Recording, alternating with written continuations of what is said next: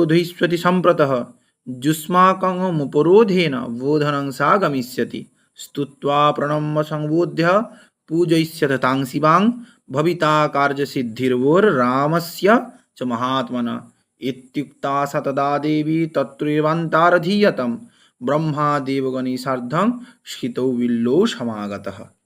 কি বললেন না, ভগবতী দেবতাদের উদ্দেশ্যে এবং ব্রহ্মার উদ্দেশ্যে বললেন যে তোমরা আগামীকালই আমার অর্থাৎ ভগবতী দুর্গার বোধন করবে। কোথায় না, বিল্ল বৃক্ষমূলে তাঁর বোধন করবে। ভগবতীর বোধন করলে এই সময় তিনি প্রবোধিতা হবেন, দিলে তিনি রাবণ বধের জন্য সক্রিয় হবেন এবং সংগঠিত হবেন, তিনি নিজে রাবণ বধের দায়িত্ব নেবেন। এই কথা সেই কুমারী বললেন। এই রকম দেবতাদের প্রতি বচন প্রয়োগ করে তিনি কি করলেন না, সেখান থেকে অন্তরিত হলেন। তাহলে দেবতারা বুঝে গেলেন এখন কৃষ্ণ কৃষ্ণ পক্ষ চলছে।